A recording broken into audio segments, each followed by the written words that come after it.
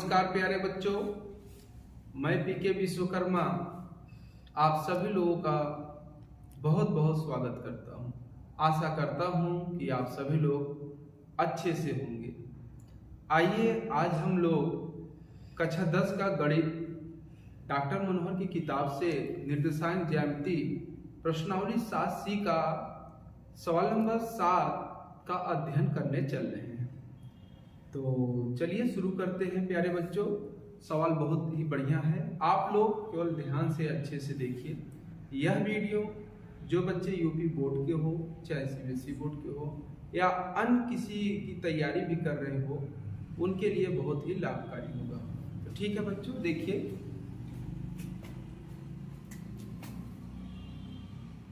कक्षा 10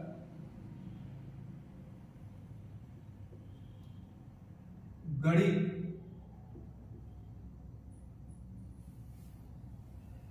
निर्देशांक ज्यामिति।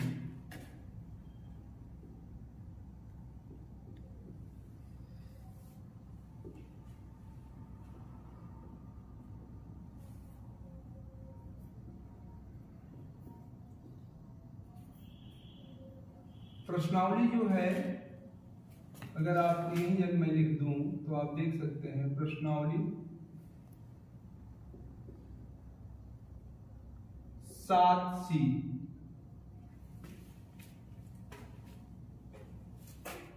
सवाल जो है उसी का हल हम बताने चल रहे हैं। हल 7वें का किताब आप लोग पास होगा, आप लोग किताब देख लीजिएगा। मैं सवाल पढ़ दे रहा हूं, इस पर लिख नहीं रहे हैं। देखिए कहा गया है उस आकृति का क्षेत्रफल ज्ञात कीजिए जो रेखाओं x बराबर 0, y बराबर 0 और x बटा 2 प्लस y बटा 3 इक्वल टू 1 से घिरा हुआ।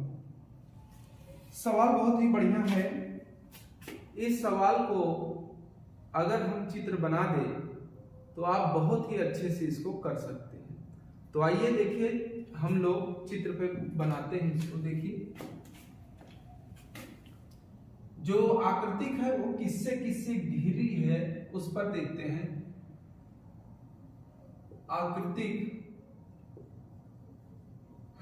जो आकृतिक है वो किससे घिरी है जरा देखिएगा। x बराबर 0, x बराबर 0 पहले। दूसरा और किससे घिरा हुआ है, y बराबर 0, y बराबर 0। तीसरा x/2 plus y/3 equal to 1 से घिरा हुआ है। अब देखिए सवाल अच्छे से। कहा गया है x बराबर 0, y बराबर 0, x बटा 2 प्लस y बटा 3 इक्वल टू 1 से घिरा हुआ जो क्षेत्र से घिरा हुआ आकृतिक का क्षेत्रफल, यही आपसे पूछा जा रहा है क्वेश्चन। तो आइए बारी बारी से इन तीनों रेखाओं से घिरा हुआ जो आकृतिक है वो कैसे बनेगी इस पर चर्चा करते हैं। अच्छे से देखिए x बराबर 0, आप जानते हैं x बराबर 0 का मतलब होता है y अक्ष। x बराबर 0 का मतलब y अक्ष। y बराबर 0 का मतलब x अक्ष। समझ रहे हैं ना बच्चों।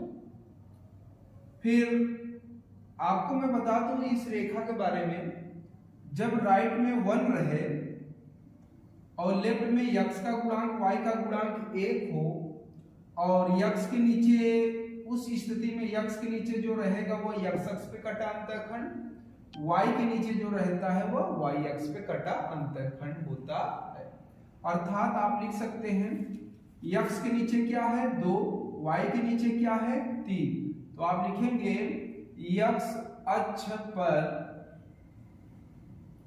कटा अंतःखंड अंतःखंड बराबर यहां पे कितना है 2, तो यहां लिखेंगे 2 मात्रक,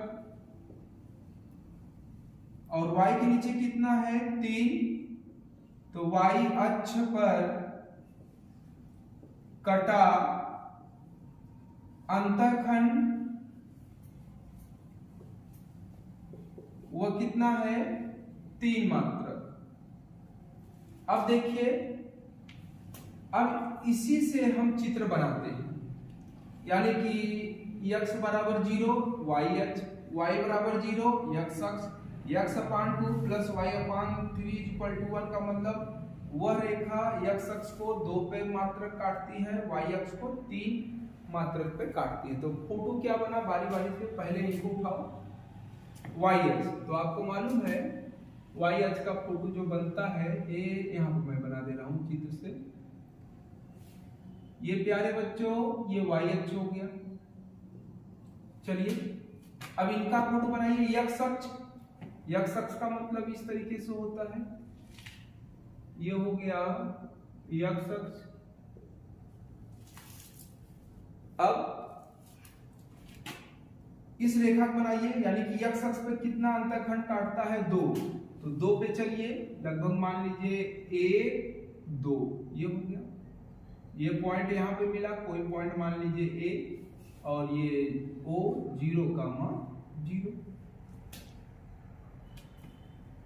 y अक्ष पे कितना काटता है 3, यानी कि 1 2 3, लगभग यहाँ पर मान लीजिए, इसको बोल दीजिए b। तो इसका निर्देशांक क्या होगा, y अक्ष पर आपको मालूम है x का मान नहीं मिलता, यानी कि भुज 0 होगा, और ये बन जाएगा 3। देखो ये है y अक्ष, यानी कि ये है x बराबर 0 रेखा। x अक्ष यानी कि ये कौन सी रेखा है, y बराबर 0 की रेखा है, और ये जो x अक्ष पे 2 y अक्ष पर 3 मिला, इसको जब आप मिलाएंगे तो ये रेखा बन जाएगा x upon 2 plus y upon 3 is equal to 1।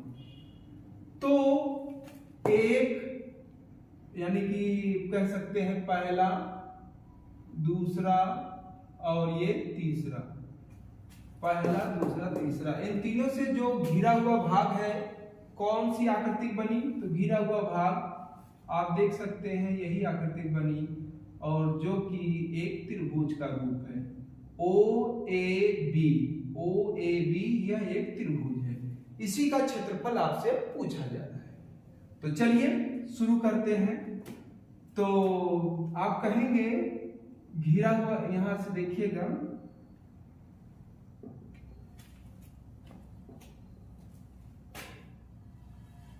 चित्र से हम देखते हैं क्या कि तीनों रेखाओं से घिरा हुआ भाग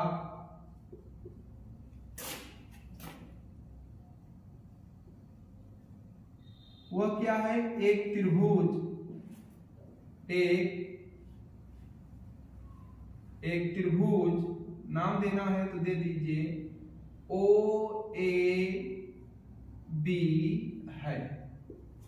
तो जो बना है त्रिभुज, अब इसी का क्षेत्रफल चाहिए। तो चलिए त्रिभुज का क्षेत्रफल, अतः त्रिभुज OAB का क्षेत्रफल कितना हो जाएगा बच्चों, फार्मूला मालूम है, 1/2 x1 y2 माइनस y1 बटे x2 y3 minus y1 plus x1, देखो फार्मूला x1 फिर y2 माइनस y3 होगा, फिर x2 y3 माइनस y1, फिर x3 y1 माइनस y2, यही फार्मूला है बच्चों। देखिए ये लाइन खींचकर इधर लिखते हैं, देखो मैंने बताया था जिस क्रम में लिखते हैं उसी क्रम में हम x1, x2, x3 का मान डिसाइड करते हैं। पहले आपने O लिखा, फिर A लिखा, फिर B लिखा, यानी कि O के बगल में जो होगा वो x1, फिर A वाला x2, फिर B वाला x3, इसी क्रम में आपको लेना है। फिर यही y1 हो जाएगा, यही y2 हो जाएगा, यही y3 हो जाएगा। तो चलिए पुटअप करा दीजिए अच्छे से। 1/2 x1 चेक कर लो, x1 कितना है 0, तो जब बाहर 0 रखेंगे कोष्टक में, y2 कितना है चेक कर लो। अच्छा, इसका निर्देशांक हो जाएगा 2,0, क्योंकि x अक्ष पे खाली x मिलेगा, भुज मिलेगा, कोटि नहीं मिलेगी। हाँ यही है, देखना इधर ये x1 का काम करेगा, इधर x2 का काम करेगा, इधर जो है ये x3 का काम करेगा, बगल में y1, y2, y3 इसी तरीके से लेना है। चाहो तो x1 का मान 0, सब 0 हो जाएंगे, लेकिन हम रख कर दिखा दे रहे हैं। y2 कितना है चेक करो, y2 2 है, y3 कितना है चेक करो 3 है, प्लस x2 कितना है 2 है, y3 कितना है 3 है, y1 कितना है 0 है, x3 कितना है, x3 x1 x2 x3 0 है, y1 कितना है 0 माइनस y2 कितना है, ये भी 0 है। मान मैंने रख दिया, अब केवल कैलकुलेशन आपको करना है, तो आइए कैलकुलेशन अच्छे से कर देते हैं। 1/2 बोलो बच्चों, 0 का गुणा अगर इसमें करेंगे तो पूरा 0 आ जाएगा, प्लस 2 का गुणा 3 में करेंगे 2 3 6 प्लस 6 बाकी 0, और 0 का गुणा फिर 0 करेंगे तो प्लस, सब 0 ही आ गया। कितना आया बच्चों, 1/2 6 या 2 1 का 2 2 3 6 3, तो रिजल्ट आया 3। क्षेत्रफल है इसलिए मात्रक लिखना पड़ेगा, 3 वर्ग इकाई। तो लास्ट में उत्तर क्या देंगे, अतः घिरे हुए भाग का जो क्षेत्रफल आया, यानी कि ये जो घिरा हुआ भाग है इसका जो क्षेत्रफल आपको मिला, क्षेत्रफल यानी कि यही पूछा जा रहा था, त्रिभुज OAB का क्षेत्रफल कितना होगा, ये आपसे क्वेश्चन मार्क, और मैंने यहां पर ला दिया, वह आ गया है कितना, 3 वर्ग इकाई। गजब का सवाल था बच्चों, बहुत बढ़िया। अतः घिरे हुए भाग लिख सकते हो, घिरे हुए भाग, कौन सा भाग था, त्रिभुज OAB का क्षेत्रफल 3 वर्ग इकाई या मात्रा इकाई। बहुत बढ़िया सवाल था प्यारे बच्चों, ये सवाल बहुत ही अच्छा था। आशा करता हूं कि आप सभी लोगों को बहुत ही अच्छे से समझ में आ गया होगा। देखो बच्चों, अगर आप फोटो बना लिए, चित्र बना लिए, तो ये सवाल बहुत ही अच्छे से कर सकते हैं।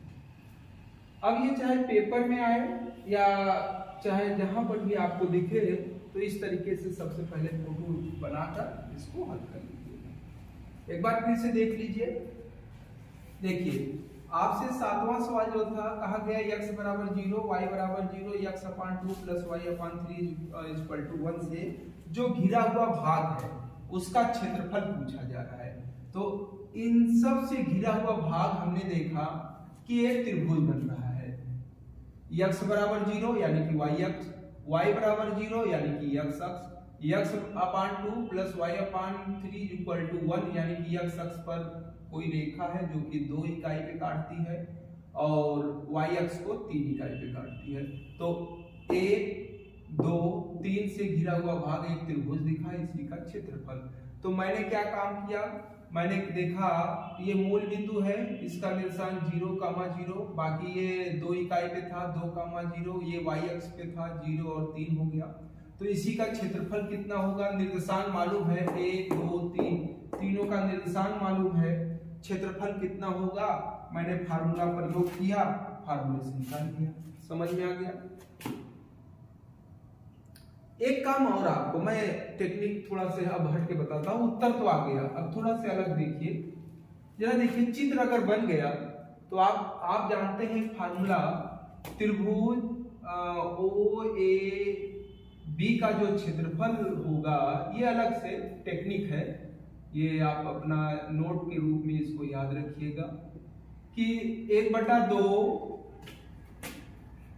आधार गुणे लंब, आधार गुणे लंब या ऊंचाई। तो 1/2 चित्र को देखिए, आधार कितना है, आधार तो यहीं से लेके यहीं तक है ना भाई, यहां से लेके यहां तक कितनी दूरी है 2, तो आप लिख सकते हैं 2 गुणे लंब कितना है, यहां से लेकर यहां तक, यही तो लंब होगा, तो आप इसको 3 भी लिख सकते हैं। तो 2 से 2 कैंसिल हो जाएगा, उत्तर आ जाएगा 3, मात्रक लिख देना वर्ग इकाई। इस तरीके से बिना निर्देशांक का प्रयोग किए बिना ही आप इसको इस तरीके से कर सकते हैं, लेकिन पेपर में आप निर्देशांक का प्रयोग करके करिए। बहुत ही बढ़िया सवाल था। आशा करता हूं कि बच्चों आप सभी लोगों को ये सवाल बहुत ही अच्छे से आ गया होगा। तो टॉपिक को यहीं क्लोज करते हैं। तो बस आज के लिए इतना ही। आप सभी लोग खुश रहिए, मस्त रहिए, अपना ध्यान रखिएगा। फिर मिलेंगे अगली वीडियो।